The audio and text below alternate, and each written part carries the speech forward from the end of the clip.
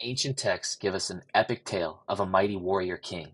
This is the story of a 100-year-old cycle that played out over 2,000 years ago, maybe the first of its kind. But this story is playing out again right now in 2025. Stay to the end to be encouraged. All right, picture this, a scruffy teenager hanging out in a field, watching sheep all day. That's David. No crown, no royal robes, just a kid with a slingshot and a harp. His family doesn't think much of him. He's the youngest, the runt, the one stuck with the chores that nobody else wants to do. But here's the twist. God's watching.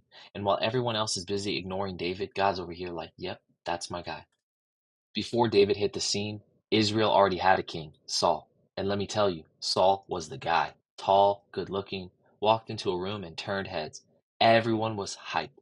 But being king isn't just about looking the part. Saul had one job: listen to God. And guess what? He blew it. The man got impatient, started doing things his own way, and then spiraled into a jealous, anxious mess. God's like, I gave you a shot, but you're out. Enter David. Now David's family didn't even see him as king material. When the prophet Samuel rolled up to anoint the next king, they lined up all the older brothers. It was like a Who's Got Talent audition, but nobody made the cut. And finally, Samuel's like, You got any more kids, bro? And Jesse's like, Well, there's David, but he's out with the sheep. They bring him in, and boom, Samuel anoints him on the spot. The whole family standing there with mouths wide open, like, Wait, him? But God saw something nobody else did.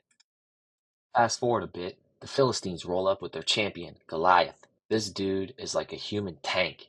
Everybody's scared stiff. But David? Nah. David's like, hold my sling. No armor, no sword, just a rock and faith bigger than Goliath himself. He takes the giant down in one shot. One. The crowd goes wild. David goes viral. He's the hero of the nation. But success comes with haters. And Saul? Oh, he's big mad.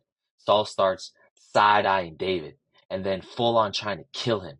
David has to go on the run, living in caves, dodging assassins left and right. And there's the wild part. David has multiple chances to kill Saul and end it all. His crew's like, yo, this is your shot. Take him out. But David says, nah, I'm not touching what God's already anointed. I'll wait my turn. People thought he was crazy, but David wasn't about to force what God had promised. But let's pause for a second to really get why David's story is so epic. We've got to rewind. Before David, before Saul, before kings were even a thing, there was chaos. The spiritual leaders of Israel, a hot mess. Enter Eli, the priest. Dude was old and lazy and fat, and his sons, oh, corrupt to the core, stealing from offerings, messing around with temple workers. God was done with them. And here comes Hannah.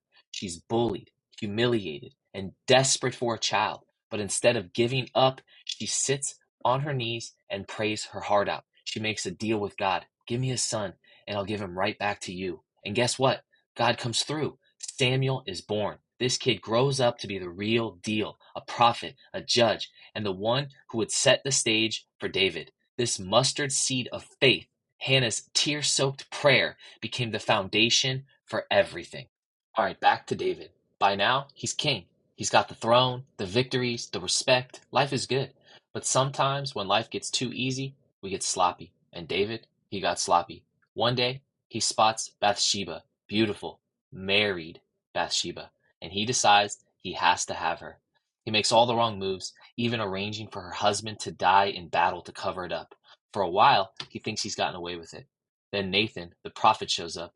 We need to talk. He calls David out. No sugarcoating, no excuses. David is crushed. When he realizes how far he's fallen, he breaks down in repentance. No excuses, no blaming anyone else. He owns it, and God forgives him. But the fallout is real, and it shakes David to his core. David's story doesn't end there. His son Solomon takes the throne and brings Israel to the golden age. He builds the temple, he writes the Proverbs, and he becomes the wisest guy ever. But there's a catch. Solomon inherited everything. He didn't have to fight for it as David did. The lessons of patience, faith, perseverance, they weren't burned into him the way they were for his dad. And that softness, it started the decline. The kingdom got too comfortable and cracks began to show. History moves in cycles, just like Hannah's faith produced Samuel and Samuel's diligence led to David. God is always raising up the next generation. Right now, it might feel like we're at the end of a cycle, The fourth turning is upon us. It may feel like everything's falling apart. Whatever your struggle is today, there are better days ahead. How do I know that? Because God's still working, because you're still breathing. He's planting seeds and raising up leaders. David's story isn't just about a shepherd boy becoming a king. It's about faith, patience, and trusting God when nothing makes sense. David could have taken shortcuts. He could have killed Saul and grabbed the throne, but he didn't. He waited, he trusted, and God delivered. The same God who was faithful to Hannah, Samuel, and David is faithful now. So whatever you're facing, don't quit. Don't give up. Trust the process. Do what you can do so God can do what he does.